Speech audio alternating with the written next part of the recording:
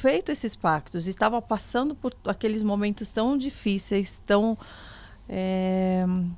sofridos mesmo, o porquê você ainda mantinha aquele pacto por aqueles períodos de tempo, sendo que era algo que estava também te fazendo mal fisicamente, e era falta de força para levantar? Boa sua pergunta. Ou é tipo, olha, não quero abrir mão de nada, mas me esforçar, vou viver assim mesmo? Não, não é assim que funciona. É. Quando você faz um pacto com as trevas, independente do grau que ele seja, você não consegue quebrar esse pacto de um dia para o outro. Não é só o querer, não quero mais, acabou. Existe algo chamado legalidade. Uhum. Quando você faz um pacto, você dá mais legalidade a Satanás e aos demônios do que normalmente alguém que faz uma coisa errada e dá legalidade por um pecado, por um erro. Então, essa legalidade, ela precisa ser quebrada. Você declarando, você jejuando, você orando. E você precisa buscar essa quebra por completo, porque muitas vezes acha, eu fiz algo no passado, quebrei. Não é assim que funciona. Você tem que literalmente sentir que você está livre. Eu só senti que estava livre por completo 6 anos depois que eu orava e jejuava para que Jesus tirasse isso de mim, renunciando, declarando que o sangue de Jesus era sobre a minha vida, que aquelas entidades não tinham mais poder nenhum contra mim. Então, algumas pessoas, elas sofrem a vida inteira por isso. Né? E eu passei muito tempo enquanto os pactos prevaleciam, não porque eu queria, mas porque era todo um processo de quebra de maldição hereditária, das próprias coisas que eu tinha oferecido para os demônios, como a minha alma, inclusive. É todo um processo que você precisa estar ciente que ele foi quebrado. 6 anos depois é que eu senti que eu estava livre, porque eu conseguia crescer em áreas que eu não conseguia antes. E enquanto nós estamos travados em algumas áreas da nossa vida, porque ainda tem alguma legalidade lá de trás que precisa ser quebrada. Por isso que a gente aconselha, quem trabalha com libertação, que quem precisa passar por um processo como esse, procure uma pessoa que tenha experiência em quebra de maldição, porque nem todo pastor trabalha com isso. Nem todo mundo que ora sabe fazer uma quebra de maldição, um desligamento no reino espiritual. Nós acabamos ligando a nossa alma em algumas coisas. Não quer dizer que Deus não use a pessoa porque ela tem o pacto, está em processo de libertação. Deus usa. Mas para ela crescer, para ela evoluir como servo de Deus, o que Deus quer que ela seja, ela precisa literalmente quebrar e desligar de tudo. E isso leva tempo e muita dedicação. E ajuda de outras pessoas que tenham que tenham também essa influência, né? E tem esse conhecimento. Na verdade, aqui no Brasil, para ser sincero, eu só conheço 4 pessoas que fazem esse trabalho. Né, que, claro, tem pastor que expulsa demônio, uma coisa é expulsar demônio, outra coisa é você entrar na briga de alguém para desfazer isso no reino espiritual. Só conheço 4 pessoas que trabalham a fundo com isso, e assim, o acompanhamento de 7 a 1 ano, de 7 meses a 1 ano, leva um pouco de tempo, dependendo do desempenho da pessoa, de como ela também vai crescer espiritualmente. É muito importante, se alguém sofre com essa causa, ler sempre a Bíblia. Você precisa declarar a Bíblia, porque quando nós declaramos a palavra de Deus em alto e bom som, as trevas não aguentam. Jesus venceu o diabo pela palavra. Nós também vencemos as trevas pela palavra, mas nós precisamos declarar, não só ler, declarar e trazer para a nossa vida, crendo que o que nós estamos lendo na Bíblia é para nós, tomando posse daquela palavra. E ter a consciência de que eu sou o que a Bíblia diz que eu sou. E a Bíblia diz que eu sou mais que vencedor em Cristo, que eu sou co-herdeiro com Cristo, que através do sangue de Jesus ele me fez vencedor na cruz do Calvário. Eu preciso ter essa consciência. Quando Paulo fala lá em Efésios 6 sobre a armadura do cristão, que ele fala que nós precisamos ter capacete da salvação. O que é o capacete da salvação? Eu preciso estar segura de quem eu sou em Cristo e que o meu nome está escrito no livro da vida e que um dia eu vou morar lá. Quando eu tenho certeza da minha salvação, do filho, da filha que eu sou de Deus, o inimigo não vai lançar pensamentos negativos na minha mente. O capacete da salvação é a confiança de salvação em Deus. Couraça da justiça, que muitas pessoas acham que é um colete que eu vou colocar aqui. Sim, você não está errado. Porém, esse colete ele vem acompanhado de atitude. Uma pessoa injusta, uma pessoa que trata mal as outras pessoas, que ela não costuma usar da mesma justiça que ela quer para si com as outras pessoas, ela não tem a couraça da justiça. Couraça da justiça eu faço para o próximo que eu gostaria que fizesse comigo. Sim. Isso é nítido quando a Bíblia diz, ama o teu próximo como a ti mesmo. Sim. Cinturão da verdade.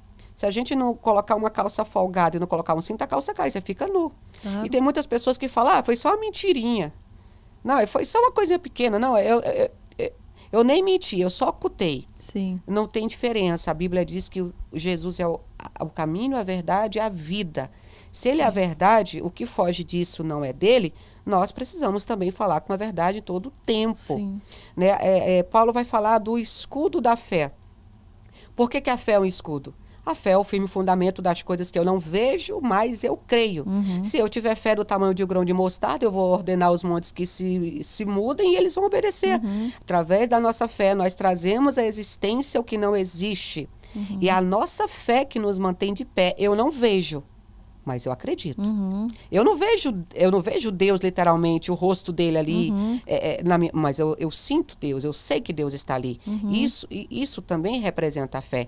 A espada, que é a palavra de Deus, né? Quando Jesus está lá no Monte das Oliveiras, que ele está sendo tentado, que Satanás, olha o que Satanás diz para ele: se tu és o Filho de Deus. Ele já sabia que Jesus era. Claro. Se tu és, me prova. Tipo Sim. assim, transforma as pedras em pão e come. Eu quero ver se tu é mesmo filho de Deus. Desafiando, né? Que Jesus diz, nem só de pão viverá o homem, mas de toda palavra que sai da boca de Deus. Jesus combate as trevas, não foi no murro, nem no grito, nem no... Vou falar aqui, no reteté, como o povo fala, que acho que o povo não sabe nem o que é reteté.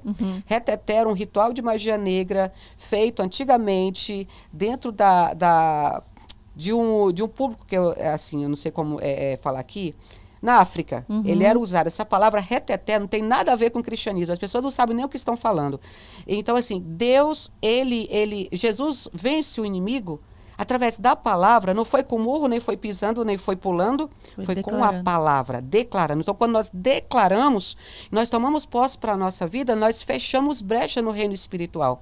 Sandália da preparação do evangelho. A melhor maneira de eu pregar o evangelho não é falando. A Bíblia diz que nós precisamos ser testemunhos vivos. Vocês são as minhas testemunhas. A Bíblia diz que aquele que leva... Quão maravilhosos são os pés daqueles que pregam as boas novas, porque aonde a gente pisa, a Bíblia diz que ainda que tenha morte, vai haver vida. Aonde nós colocarmos a nossa mão, tem que prosperar, tem que ter vida, tem que ter crescimento, porque nós levamos a presença do Espírito Santo dentro de nós para onde nós entrarmos. Então, se ele está conosco, se nós somos esse templo do Espírito Santo, não é, Jesus, eu vou ali, entra comigo, sim, porque ele está dentro de mim. Ele está dentro de você. As pessoas precisam ter essa consciência.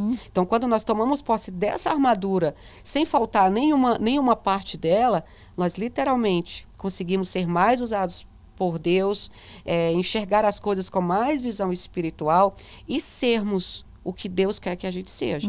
Tem muita gente perdida que não sabe nem quem é. Sim. Não sabe nem quem é o Espírito Santo. Sim, sim. A gente vê. Você acredita que hoje em dia o mal, né, principalmente, né, no mundo espiritual, ele tem se multiplicado e atuado mais fortemente nos tempos atuais, de acordo com o que a gente tem visto, os acontecimentos, tantas tragédias, as pessoas pervertendo o evangelho, né, diminuindo valores. Você percebe isso? Sim, eu percebo, mas isso também é uma coisa que a gente tem que lembrar que é bíblico. Sim. A Bíblia diz que no final dos tempos o amor de muitos esfriaria. Por que o inimigo age? A Bíblia tem uma passagem muito interessante. A Bíblia é toda interessante, mas quando eu leio essa passagem que diz: resistir ao diabo pela fé, e ele fugirá de vós. Para o mal agir, ele precisa de alguém. Ele precisa de um corpo. Então, se o mal tem agido com mais frequência, quem é o culpado? Nós.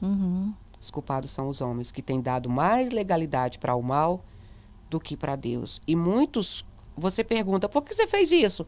Ah, foi o diabo que me tentou. Não, irmão, pode criar vergonha na cara. Foi o diabo não, é safadeza sua. Porque a Bíblia diz que quando nós resistimos o diabo, ele foge. Sim. Agora, se... tem pessoas que são mais fracas que outras, né? E Paulo ainda diz que a gente tem que suportar essas pessoas. Elas não aguentam uma tentação, seja qual for, que ela já está cedendo e tudo vai botar a culpa no diabo, ou bota a culpa em Deus. Não, o culpado somos nós. O maior inimigo espiritual do homem não é o diabo. É o homem mesmo. É o próprio homem. O domínio próprio, ele serve para nós controlarmos o nosso eu. Sim. Hoje em dia, o que é mais difícil para você, como humana, né, na sua carne, controlar, né, o que você percebe, poxa, aqui seja na hora de falar, seja de não ficar triste no momento, ser mais grata, porque a gente o tempo todo precisa ser lapidada, né? Mas você que já passou por uma história de vida tão forte, hoje em dia existe algo que ainda é difícil ou as coisas se tornaram mais fáceis? Fácil nada, cada dia que passa mais difícil fica. Porque aumenta, né, o desafio, parece, né? Eu tenho um temperamento muito forte, por mais que não pareça, eu sou muito sanguinária. Há algum tempo atrás, eu olhava para mim e eu estava perguntando, o que é que você quer? Então, assim, às vezes, eu não suporto injustiça e ingratidão. A pessoa, ela tá ali perto de você e ela fala algo que na hora eu tenho vontade de responder.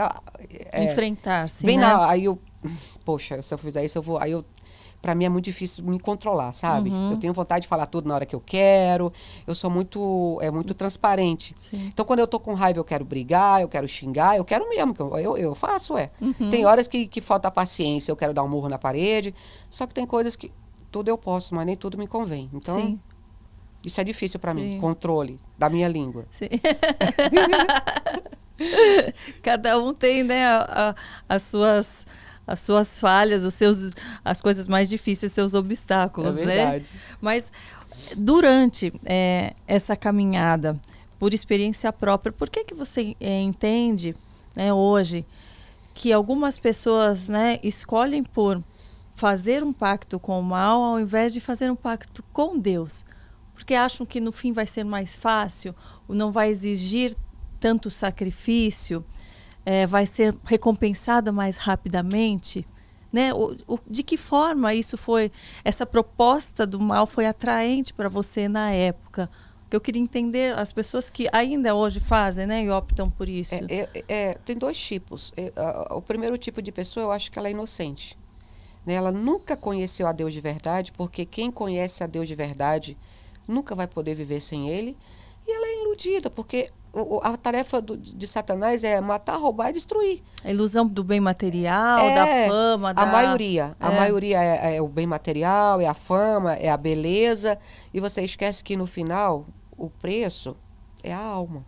Porque não pensa no futuro, não pensa que depois daqui a alma vai estar perdida. Não pensa só no agora. Posso te falar uma coisa? As pessoas que elas têm um pacto com o mal, assim, eu te garanto, como 2 mais 2 é 4, são pessoas infelizes, pessoas que não têm uma vida tranquila, que não têm paz, que não dormem, sabe? Pessoas que em casa elas vivem num terrível alvoroço. E, sinceramente, se eu pudesse dar um conselho, com Deus as coisas não são fáceis. Eu não estou aqui pregando o evangelho de facilidade, que eu estaria mentindo. O evangelho é muito difícil. Não é à toa que Jesus disse, aquele que quiser vir após mim, tome a sua cruz, negue-se a si mesmo e me siga. Sim. Em Apocalipse ele diz, aquele que for fiel até a morte, eu darei a coroa da vida. Até porque não é fácil. Jesus disse, no mundo vocês vão ter aflições, mas eu venci, vocês vão vencer também. Mas é melhor nós sofrermos essas aflições com Jesus do que sem ele, porque sem ele nós ficamos à mercê de tudo, inclusive da morte espiritual, que quem está assim já morreu espiritual, eu considero uma pessoa dessa, como eu era, morta espiritualmente e morta fisicamente, porque você corre o risco de qualquer momento o diabo tragar a sua vida. Você estando com Deus, você tem ali a certeza da sua salvação, que o choro pode durar uma noite, mas de manhã você vai sorrir, que Deus está sempre trabalhando a seu favor, e quando você não tem ele, é difícil. Agora eu vou fazer igual, não é ruim com ele, é muito bom com ele. Mas sem ele, você não chega a lugar nenhum. Aí as pessoas dizem, mas com Deus tem tanta prova. Meu filho, se com ele tem prova, sem ele é pior para você. É uma ilusão, né? Uma ilusão. Uma ilusão de que vai ser mais fácil. Que pode conquistar algumas coisas materiais mais rapidamente, mas a paz nunca é conquistada, né? Você sabe que quem consegue, no final sempre perde. Sempre tem algo em troca que vai doer muito mais do que se você tivesse perdido, às vezes, até o que você pediu para ele, que ele te deu. Algumas pessoas pagam o preço com o próprio filho, né? Com pessoas que amam. Não vale a pena. Hoje em dia, você vendo, né, as pessoas, você consegue detectar pessoas que fizeram, que estão sob um pacto maligno e as que não estão? Você consegue ter essa percepção de acordo com a vida que elas estão levando ou pessoalmente? Existe algo A, ali perceptível? A gente consegue perceber nitidamente pessoas que estão sofrendo, passando por opressão. Essa questão do pacto em si, se a pessoa está no processo de libertação, você só consegue discernir se você ora por ela, né? Que você vai ali sentir o que está acontecendo, mas ali, olhando de imediato, você consegue saber quem tem uma opressão, quem está sobre um jugo acorrentado, algo do tipo. Mas a questão de quem fez o pacto, quem não fez, não dá para se ver assim no olho, não é tão simples. Uhum. Em alguns casos, sim, mas a maioria não. E o que traz essa legalidade para as que não fizeram pacto? Eu acho importante que às vezes a pessoa está dando legalidade e nem sabe, né? Tá sofrendo algo dentro de casa, fora de casa, e às vezes não sabe que brechas são essas que ela está abrindo, né? Tudo que não condiz com a palavra de Deus abre legalidades para o outro lado. Nós só temos dois caminhos. Quando a gente não está servindo a um, está servindo ao outro. Às vezes, uma palavra boba que a gente fala. Às vezes, um julgamento de alguém. Orgulho, ganância. Uma das maiores legalidades que a pessoa abre no reino espiritual é o ato sexual, né? No ato sexual, até os demônios da outra pessoa passam para o corpo da outra. Ali como a gente fala, como se fosse quando a junta é uma Fusão. mistura, se a pessoa é do bem e a outra é do mal, algo do tipo assim, ela vai acabar sofrendo uma mistura. Então, o ato sexual é uma das coisas mais sérias que existe, por isso que Deus, ele deixa para ser feito depois do casamento. Porque algumas pessoas, elas acabam literalmente atraindo para si maldições através da relação sexual. É uma das, não estou dizendo que é a única, mas mentira, lascívia, orgulho, egoísmo, tudo isso abre legalidade. Desobediência aos pais, desobediência à própria liderança, que a Bíblia diz que nós precisamos obedecer à liderança. Tudo que eu faço que não condiz com a Bíblia, me abre legalidade para o reino espiritual do mal.